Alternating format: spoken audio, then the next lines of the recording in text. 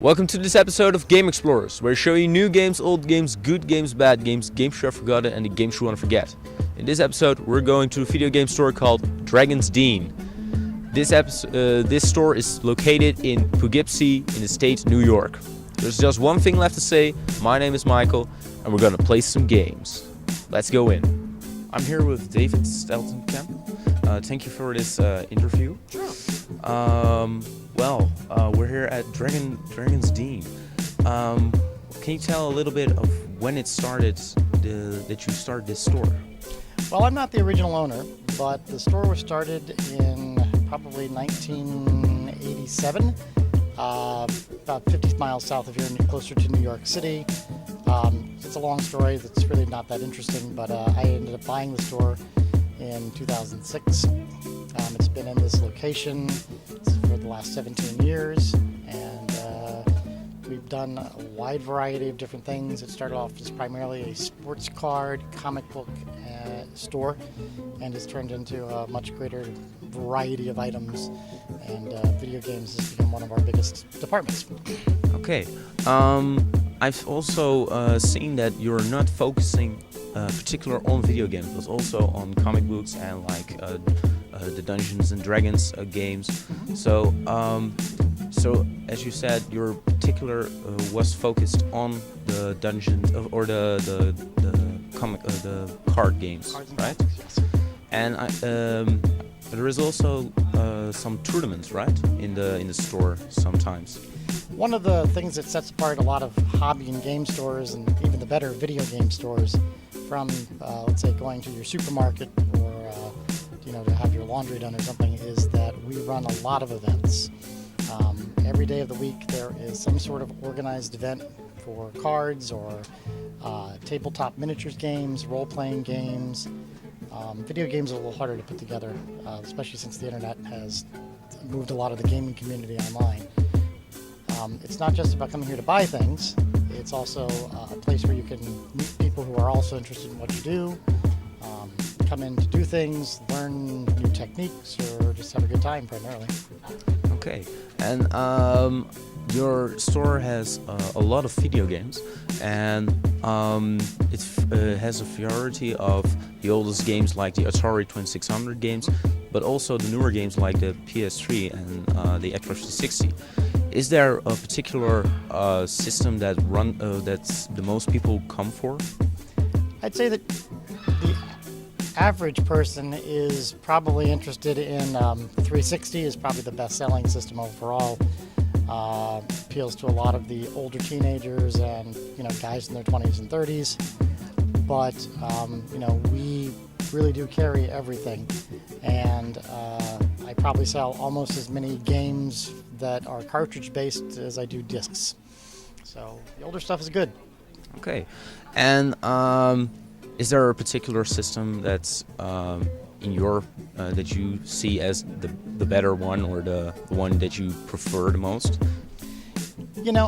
I grew up with the Atari 2600, so I guess it'll always have a special place in my heart, since that was the one that I wasted the most time on.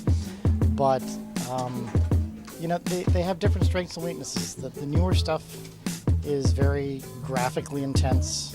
Fable 3 I was playing recently. The control, the animation, they're very appealing. They're very visually appealing compared to, let's say, a Pac-Man game where it's a bunch of squares and you're running away from another bunch of squares. Sometimes I think that the newer games worry a little too much about the visuals and sometimes not enough about the gameplay. But it's hard to pick a particularly one system that is head and shoulders above the rest overall. I do think that cartridges are a little more durable than discs, and just from the general number of scratches and things we repair out of discs, I think a cartridge is a good way to go. I wouldn't be surprised to see games on flash drives or thumb drives as the next evolution of how to get the content out. Or, of course, now you can just download it directly on the net. I in particular are one of the people that loves the cartridge-based systems. I am also one of the people that thinks that a new cartridge-based system would have some kind of potential. Do you see that do you think that there would be a market for such a thing? like in a small base of cartridge-based game system? Well, I think that cartridges have that advantage over the discs in that they're much more durable. And if you're not worried about playing over the internet, they're much better for kids. They're much better just, you can stack a bunch of cartridges together and not worry that you're destroying game content. And so I think there would be a market for it, especially in places where the internet is not very well developed yet, or the download speeds are not as good as they should be. I can think of some areas in the world that don't have the infrastructure to really support high-speed internet, but yet a flash drive is very cheap to produce and can hold quite a lot of memory. I can see a game system based on flash drives doing very well in places that are still trying to really get high-speed internet going. China, maybe parts of India, certainly parts of Africa, would probably do real well with a flash-based memory game system. Okay. Another thing is that in these times, video game stores are getting quite a hit of the economy. Do you see that affects your business here also, or is that pretty much going smoothly as always?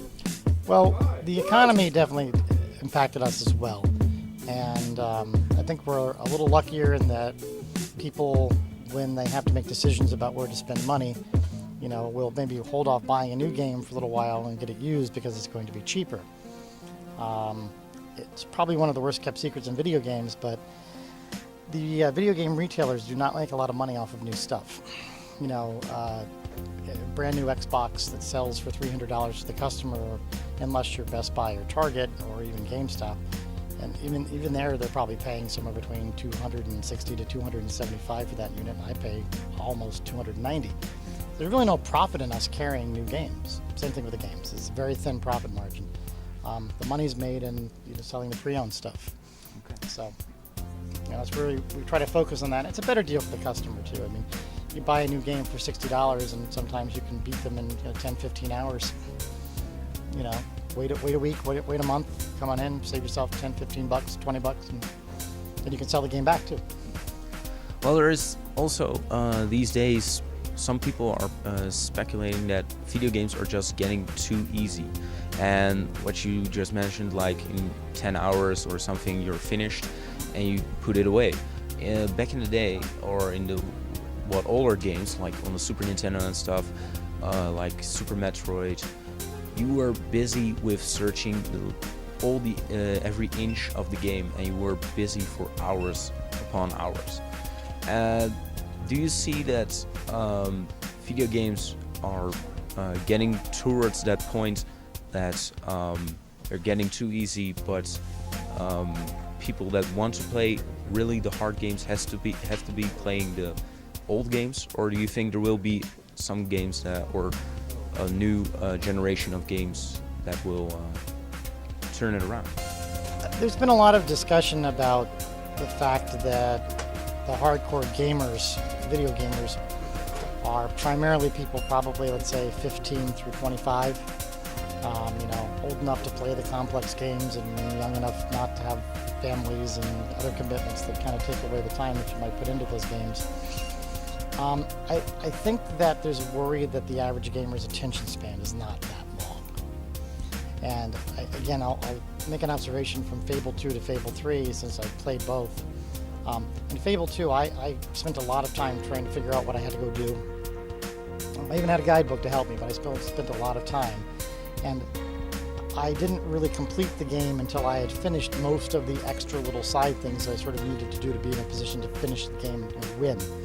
Fable 3, I went through and it seemed like it was a very short game, because at each point it was very clear to me what I needed to do next, and my choices were very easily laid out to finish the game, complete the main goal, which is to become the king and then defend the kingdom.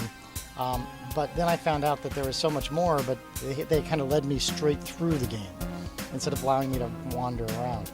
So I think that the game designers understand that they need to build in the potential for lots of playability, but I think they're worried that if it isn't clear, people are too easily frustrated or need some sort of guidepost to get through it. And I have to say I've enjoyed Fable 3, but I enjoyed Fable 2 a whole lot more because I felt like I at the end of the game, I felt like I'd really done just about everything I could have done, and then I won. Whereas Fable 3, I'm like, wow, there's a lot more I'm supposed to be able to do, and I don't know where to start, how to do it. Okay. Also, these days it seems like, or it is, it is shown that more female gamers are going to play games.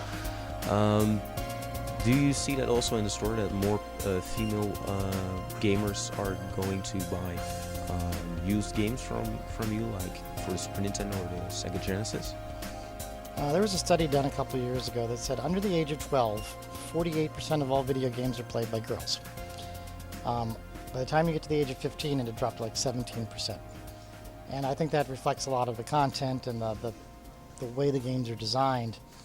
If you think about the most popular game that came out this fall, Call of Duty Black Ops, it's a very guy-focused gaming. I do see that the girls are more interested in different games. They do seem to like the older games a little bit more. There's also now the new generation growing up with it. I know that my own staff, for example, Fable's very popular because it's more of a story. And yeah, while there's some fighting in it, there's also things you have to do to get through that story.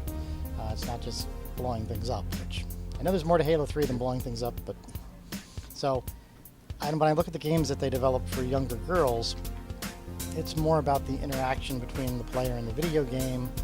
Are there things to keep them coming back? The pet shops, the Nintendogs are hugely popular with the girls. It's just all about taking care of a virtual pet.